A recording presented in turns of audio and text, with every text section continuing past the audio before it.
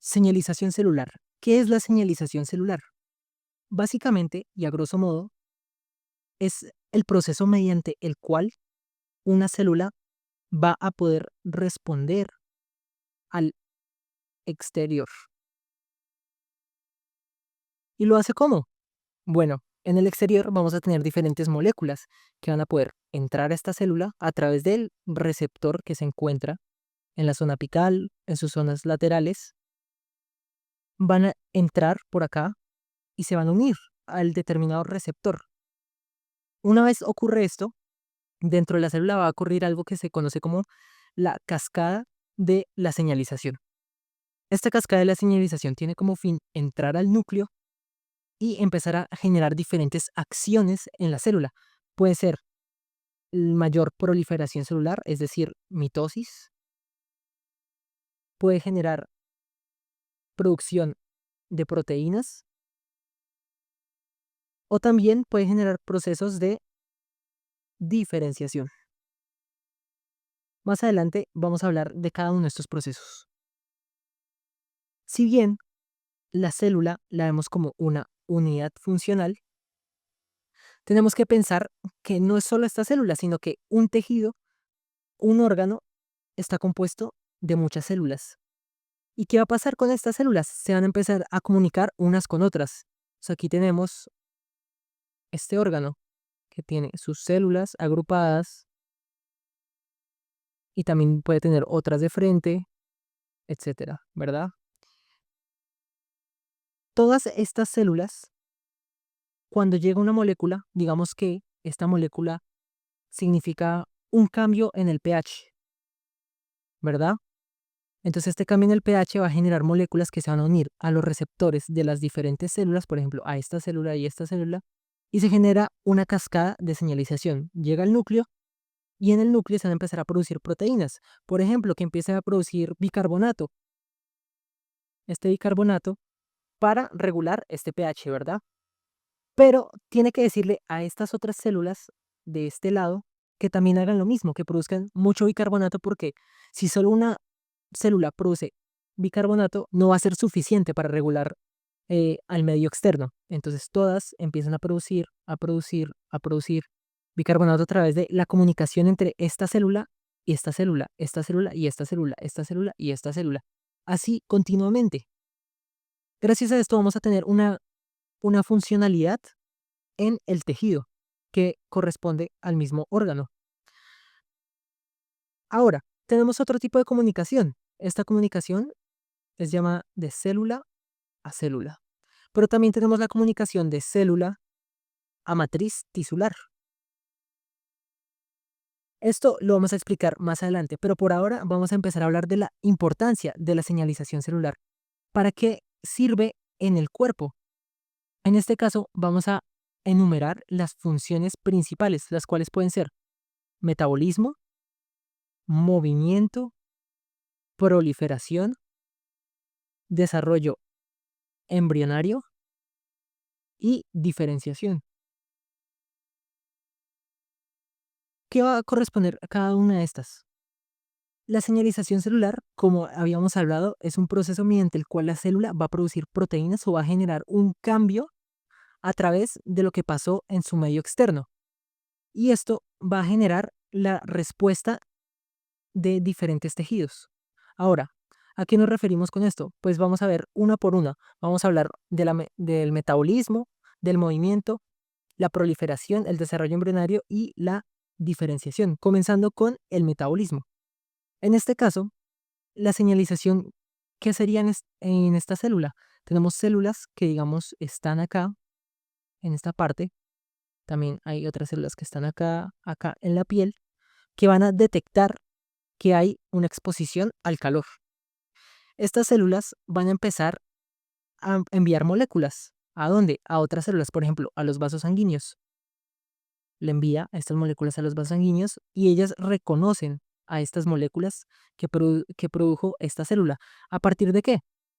De que el calor llegó, se detectó que hubo un cambio de calor, hubo señalización celular, producción de la proteína y hubo una comunicación de esta célula con otras células de los vasos sanguíneos.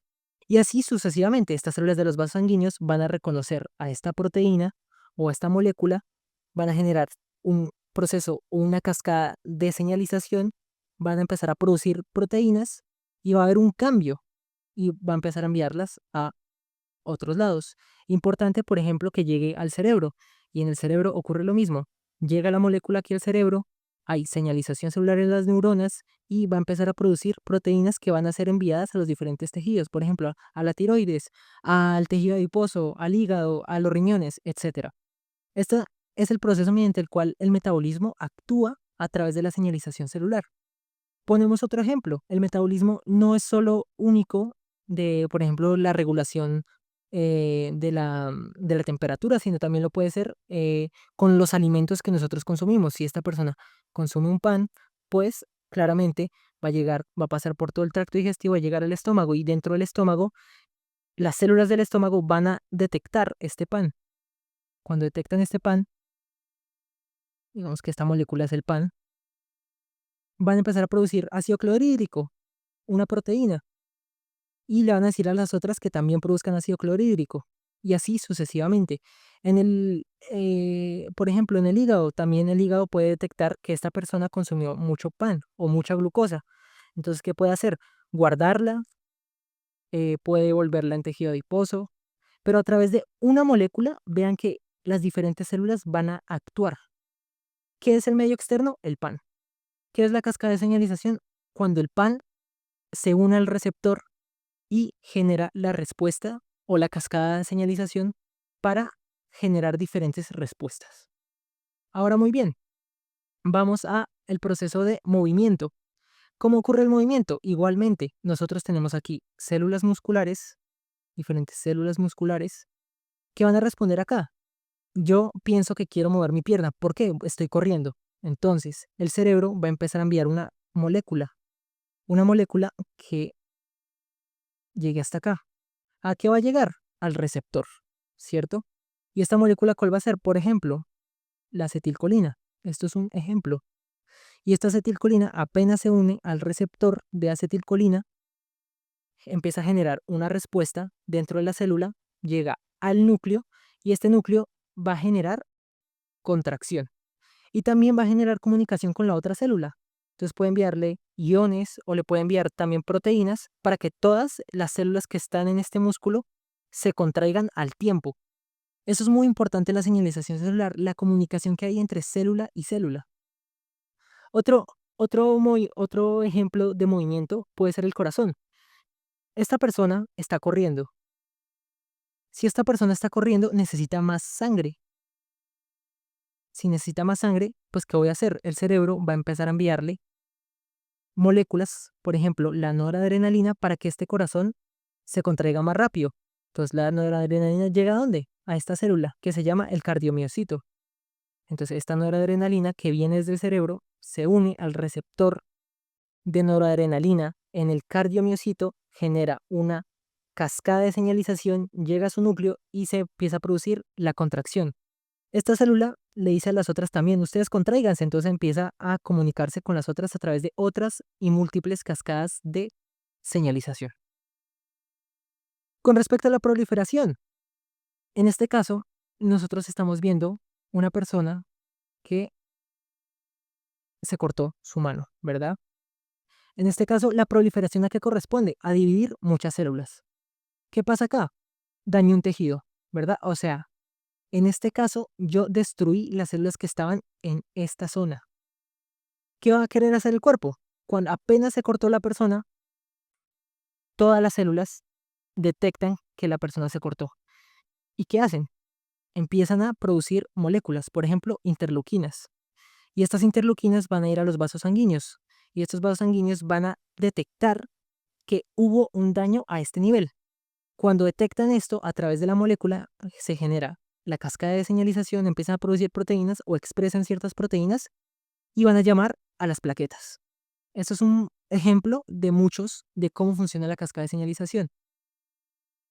Ahora, con respecto a la proliferación, yo una vez tuve todo el proceso de curación, voy a querer recuperar este tejido que perdí. ¿Y cómo lo voy a hacer? Pues todas estas zonas de acá, que esto podría ser la matriz tisular, aquí también la matriz tisular, empiezan a decirle a estas células de acá, oigan, empiecen a dividirse, empiecen a dividirse. ¿Para qué? Para empezar a cubrir toda esta zona que se perdió. Y aquí tenemos una célula que se empieza a dividir y así sucesivamente hasta obtener un tejido nuevamente sano. A esto hace referencia la señalización en la proliferación. Ahora, en el desarrollo embrionario, es igualmente las células, por ejemplo, el gameto masculino va a tratar de unirse a, al óvulo y esto va a generar una cascada de señalización y dice, produzcamos proteínas. ¿Para qué? Para dividirnos. Y también cuando se dividen de manera indeterminada hasta llegar a esta zona, pues van a empezar no solo a dividirse descontroladamente, sino que también van a empezar a diferenciarse. Entonces, estas células son células comunes que van a decir, ok, vamos a formar un tejido. Digamos que acá esta célula va a empezar a formar un riñón o esta célula va a empezar a formar el tejido del corazón, así sucesivamente. Entonces, a través de diferentes estímulos externos, como lo pueden ser hormonas o incluso otras células, se van a empezar a generar el desarrollo embrionario. Y finalmente, como habíamos hablado antes, la diferenciación. En este caso, ¿qué tenemos? En la diferenciación tenemos una célula madre. Esto se parece mucho a la proliferación, pero difiere en esto que vamos a tener una célula madre. Esta célula madre lo que va a tratar de hacer es volverse otra célula. A eso hace referencia la diferenciación. Volverse de una célula tipo a volverse una célula tipo B.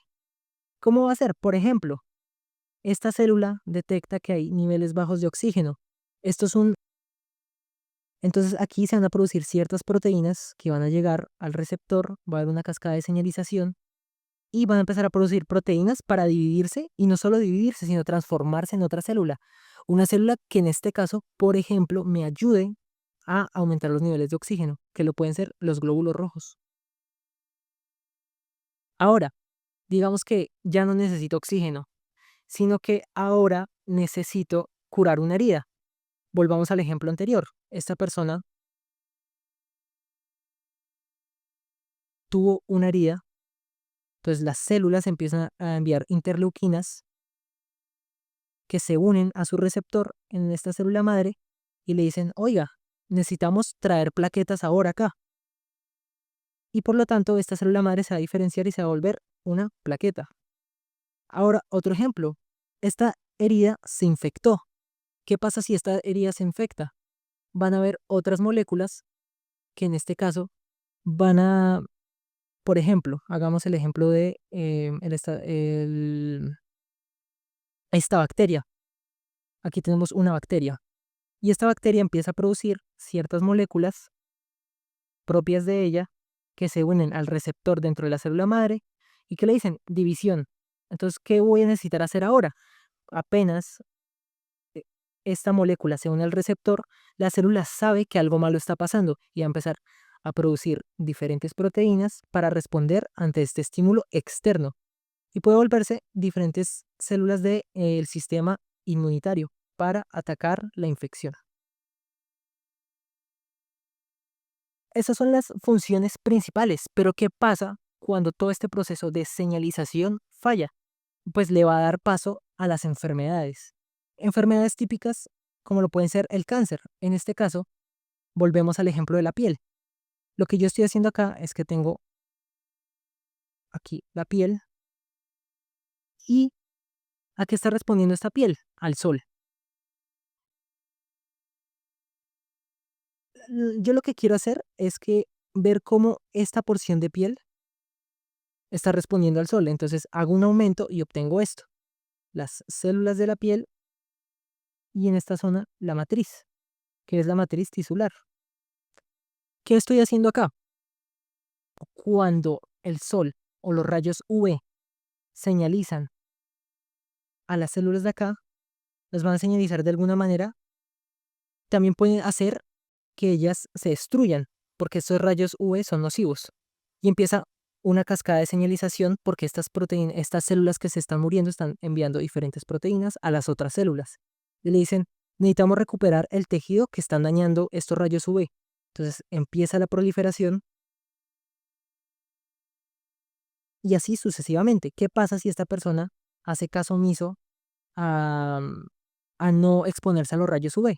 Pues lo mismo, se está dañando más tejido, más liberación de moléculas que se unen a otros receptores y le dicen a las células, divídanse, divídanse, divídanse, hasta que hay una división exagerada. Hay muchas células que se están dividiendo y no solo eso, sino que van a fallar las vías de señalización, van a mutar. Por ejemplo, la más común es la mutación de RAS. Es muy importante esta mutación de RAS, ya que es de las más comunes en el cáncer. En este caso, si esta célula falló o tuvo una mutación en RAS, va a empezar a dividirse como loca. Ya no va a responder a estímulos de, hey, parémonos de dividir, ya cubrimos esta zona. Y se empieza a dividir y a dividir y a dividir hasta que genera este proceso oncológico. Esa es la visión general de la señalización. Ahora, ¿cómo vamos a clasificar cómo es la comunicación entre célula y célula? A esto lo vamos a conocer como señalización de tres tipos. La primera, autocrina, segunda, paracrina y tercera, endocrina. Deberíamos empezar hablando de la autocrina. La autocrina básicamente se deduce por su nombre de auto. En este caso, la célula va a producir ciertas proteínas y estas proteínas se van a tratar de unir nuevamente a su propio receptor y lo mismo, cascada de señalización, va al núcleo, produce proteínas y así sucesivamente. Eso es un ciclo eh, de retroalimentación, por decirlo así. Ahora, la paracrina es diferente porque esta, esta célula empieza a producir proteínas y estas proteínas van a ser exocitadas. Son exocitadas y se van a unir al receptor de otra célula, de la célula B, por ejemplo. Entonces, se unieron las proteínas de la célula a los receptores de la célula B y genera una cascada de señalización en la cual va a decirle divídase o prolifere, etc. Finalmente tenemos la tipo de señalización endocrina, la cual es muy parecida a la paracrina porque tenemos células de tipo A o esta célula llamada A, la vamos a llamar A, quiere mandarle proteínas o moléculas de señalización a las células B, pero estas dos están muy lejos. Entonces, ¿cómo lo pueden hacer? Lo van a hacer a través de los vasos sanguíneos. Entonces, exocitan sus proteínas, viajan por el vaso sanguíneo y llega al tejido al cual quieren que la molécula se una.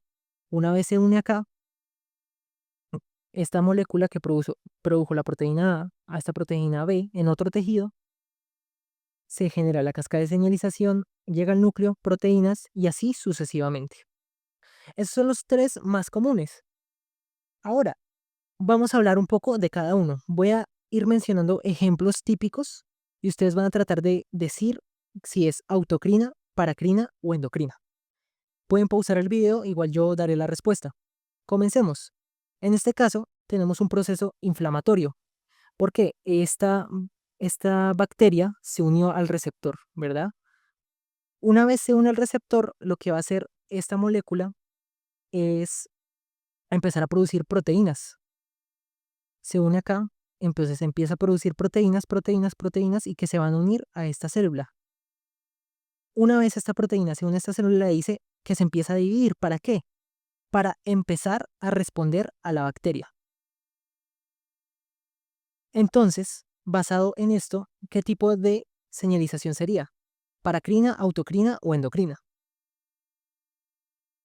En este caso, la respuesta es paracrina, ya que dos células adyacentes, esta con esta, van a señalizarse. ¿Para qué? Para generar un proceso de división. Ahora, hablemos de esta. Tenemos que el cerebro detecta que hay bajos niveles de estas dos proteínas, T3 y T4, que son las proteínas que produce la tiroides, también conocida como la tiroxina. Esta tiroxina va a ser detectada y le va a decir a la tiroides que produzca más tiroxina. Entonces, acá hay un proceso en el cual empieza esta célula tiroidea a producir diferentes proteínas, las cuales son T3 y T4, porque había niveles bajos y ahora los aumentó. Recordemos que estas proteínas van a llegar a diferentes tejidos, como lo puede ser el hígado, como lo puede ser el intestino, el riñón, etc. ¿Y cómo va a mandar la tiroides a estas proteínas a los diferentes tejidos? Pues lo tiene que saber hacer a través de la circulación. Entonces, esta es la única manera en la que esta proteína viajó por vía sanguínea y llegó aquí, a la célula diana, que es el objetivo al cual quiere llegar. Este tipo de señalización sería de tipo endocrina. Finalmente, tenemos otro ejemplo, el cual es la señalización autocrina. La señalización autocrina, en este caso, corresponde a este. Esta célula, que se llama el linfocito T, va a empezar a producir interleuquina de tipo 2. Cuando él produce interleuquina de tipo 2 porque hubo una infección y él quiere generar muchos linfocitos T para atacar esa infección, pues empieza a producir esta interleuquina 2. ¿Y qué va a hacer esta interleuquina 2? Unirse a los receptores de la misma célula y vuelve a producir otra vez división y más proteína de interleuquina 2, así sucesivamente hasta que hay mucha división y se tienen muchos linfocitos T. Esto es tipo de señalización autocrina.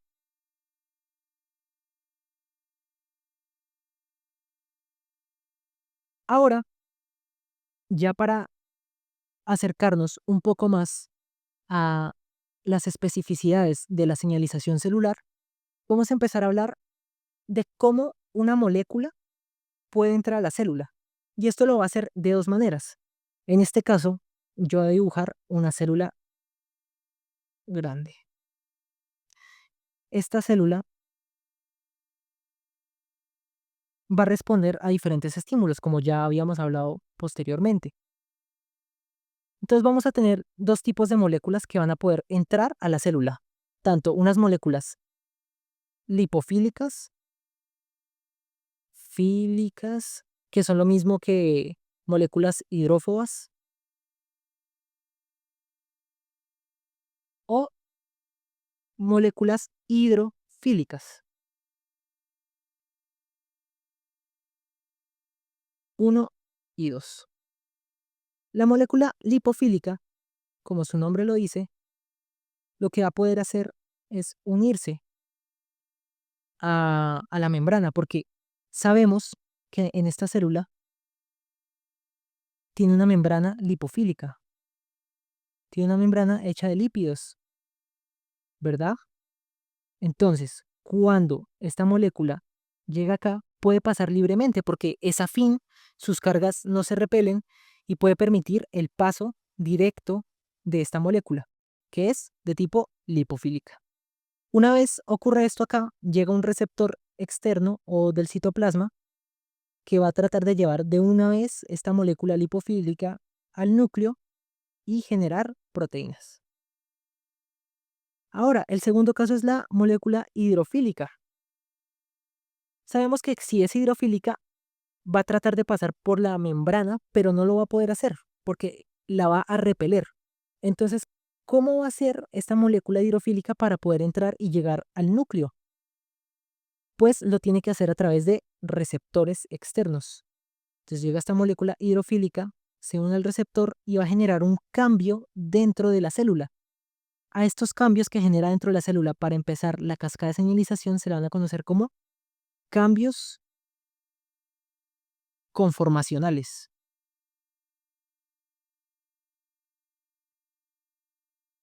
Y estos cambios conformacionales van a iniciar la cascada de señalización.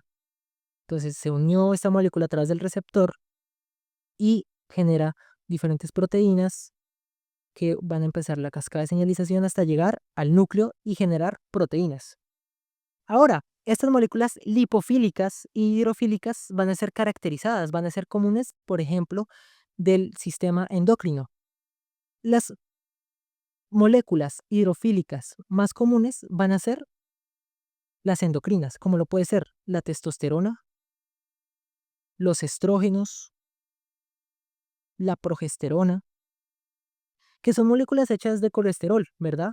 Entonces, esto es sinónimo de tejido adiposo o de algo que es un lípido, ¿cierto? Ahora, las más comunes de las hidrofílicas pueden ser diferentes proteínas o pueden ser diferentes péptidos que van a formar diferentes proteínas. Así sucesivamente, tenemos que vemos cómo esta molécula hidrofílica se une a través del receptor, genera la cascada de señalización y se une al núcleo. Y cómo estas, que son hormonas, entran directamente a través de la membrana, ya que no la repele, y llegan directamente al núcleo. Esta es de la manera más común en la cual entran estas moléculas a la célula. Ahora vamos a hablar de las moléculas más importantes para realizar la señalización, tanto para generar movimiento, para aumentar el metabolismo, y vamos a hablar principalmente de la acetilcolina, la noradrenalina, también vamos a hablar del óxido nítrico y finalmente vamos a hablar la de GABA en este caso. Ahora vamos a comenzar hablando de la acetilcolina. La abreviación principal de la acetilcolina es ACH. Esta acetilcolina, esta molécula, se la va a conocer por que es principalmente del sistema nervioso periférico. ¿Esto qué quiere decir? Que hace parte de los nervios. Es decir, yo tengo el cerebro y este cerebro va a sacar una proyección que se llama la médula espinal. Y en la médula espinal van a salir los diferentes nervios. Estos nervios son el sistema nervioso periférico. Ahora muy bien, del cerebro se va a enviar una señal, va a empezar a producir acetilcolina y la va a empezar a enviar a los diferentes tejidos. Y en estos tejidos o en las células de estos tejidos van a haber diferentes receptores, que son los receptores principales para la acetilcolina. ¿Y cómo van a ser llamados? El primero se llama receptor nicotínico. El segundo se conoce como receptores muscarínicos.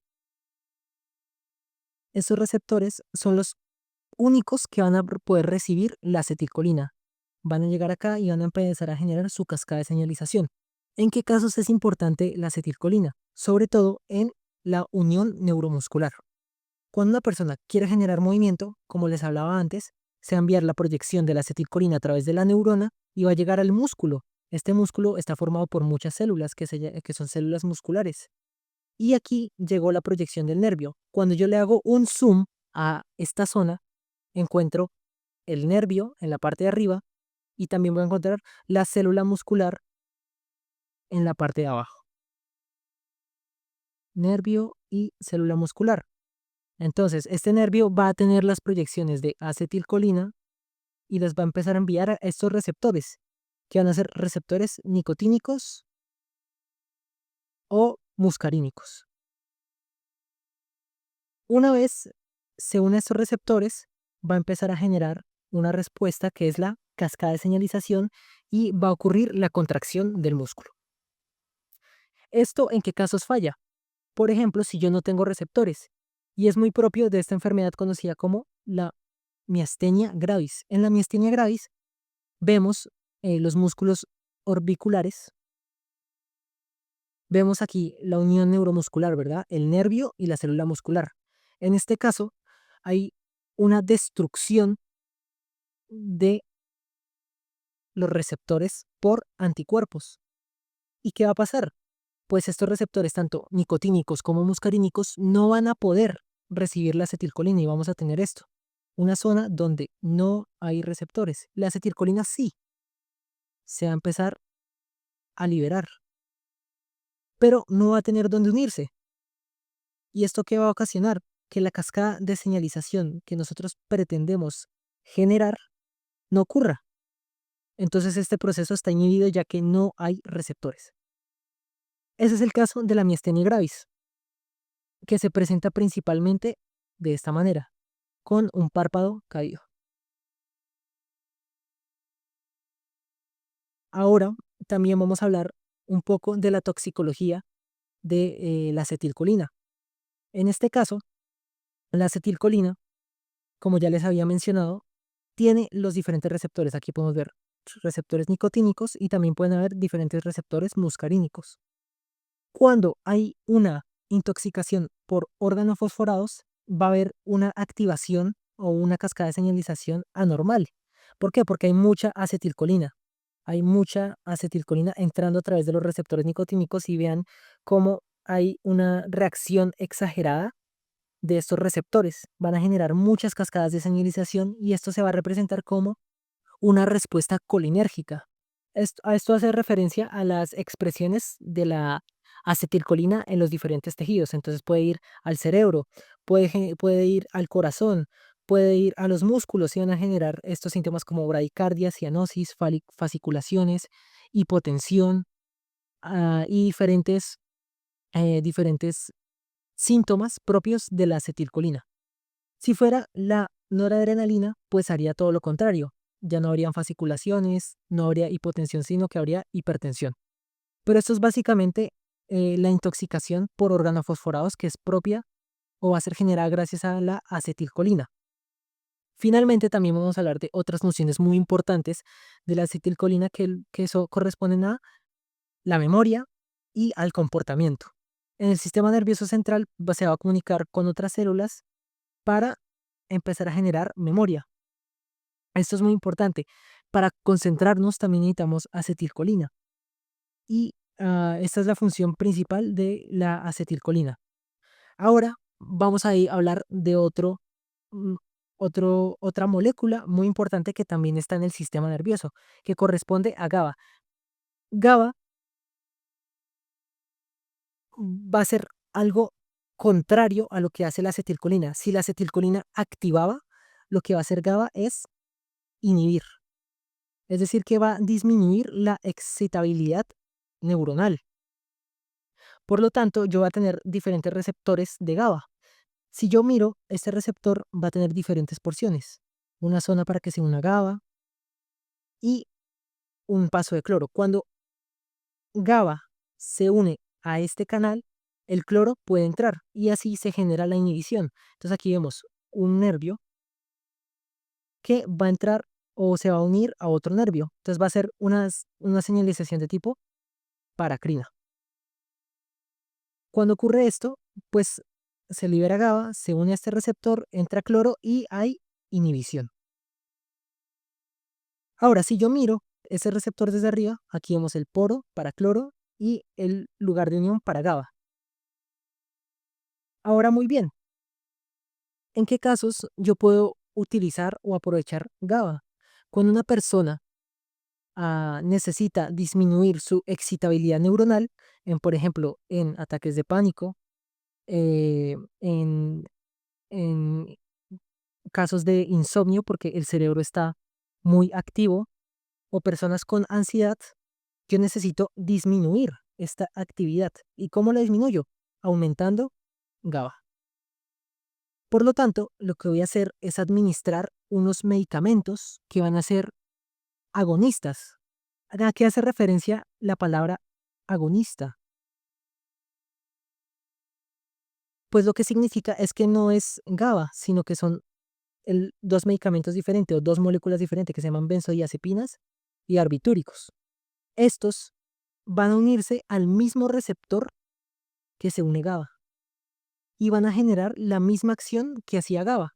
Esto es muy importante porque los agonistas no son la propia molécula del receptor, pero sí pueden activarla. A esto hace referencia el agonista. Es una molécula diferente que activa a un receptor que es activado por otra molécula. Aquí vemos, por ejemplo, los receptores de GABA, ¿cierto?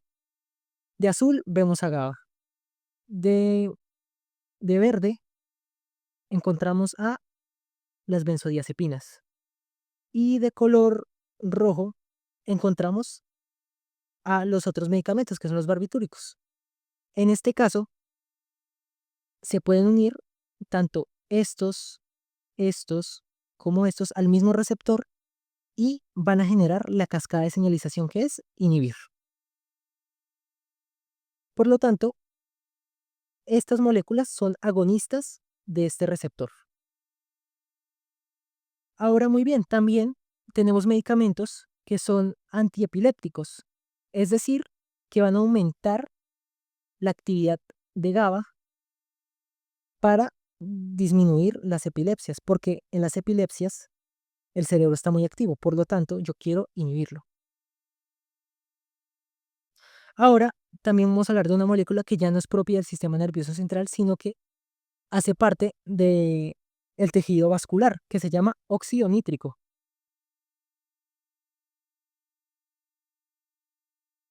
El óxido nítrico, a grosso modo, lo que va a realizar es vasodilatación. Se va a pasar de célula en célula, es decir, que va a tener una señalización de tipo paracría. Por lo tanto, vamos a describir paso a paso cómo ocurre esto. Aquí vemos un vaso sanguíneo. A este vaso sanguíneo le vamos a cortar su pared y vamos a empezar a verlo por dentro. Estamos viendo un tubo en su interior. Y por lo tanto aquí tenemos las diferentes células que componen a este tubo. Estos son células endoteliales. Aquí estoy viendo la célula endotelial. Ahora, ¿cómo ocurre esto? Bueno, el óxido nítrico necesita ayuda de la acetilcolina. ¿Cómo va a ser esto? Para que se produzca óxido nítrico, tiene que también haber una señalización por parte de la acetilcolina. ¿Y esto cómo va a ocurrir? Bueno, aquí estamos viendo otra vez nuevamente el vaso sanguíneo y lo estamos viendo en su interior. Y vamos a agarrar una célula de estas y vamos a ver cómo actúa la acetilcolina en esta célula. Entonces llega la acetilcolina, se une al receptor de tipo muscarínico o nicotínico y a empezar a generar lo que conocemos como la cascada de señalización. Finalmente, veremos que el objetivo de la unión de la acetilcolina a esta célula o a su receptor va a ser generar la calmodulina para que active a la óxido nítrico sintetasa. Y esta óxido nítrico sintetasa, ¿que va a sintetizar? Pues obviamente el óxido nítrico. Ahora, este óxido nítrico va a pasar de manera paracelular a otra célula, porque aquí tenemos una célula dentro del vaso sanguíneo, ¿sí? Pero estos vasos sanguíneos en su exterior o en esta zona de acá ya no tienen células endoteliales, sino que tienen células musculares que ayudan a contraerlo o a relajarse. En este caso, lo que va a hacer este óxido nítrico es pasar de esta célula endotelial a esta célula muscular.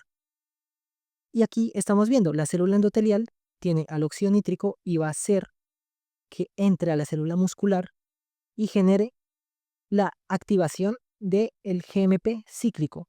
Y una vez aumentó el GMP cíclico, hay relajación muscular.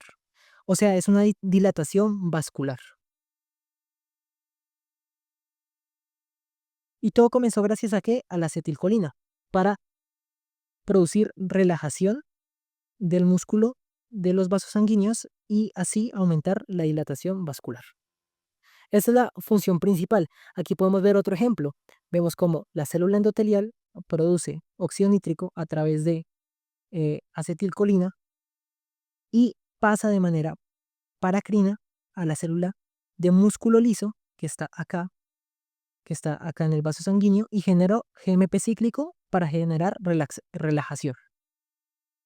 Aquí volvemos a ver, repitamos, tenemos las células endoteliales acá en el centro y estas células de alrededor son las células musculares.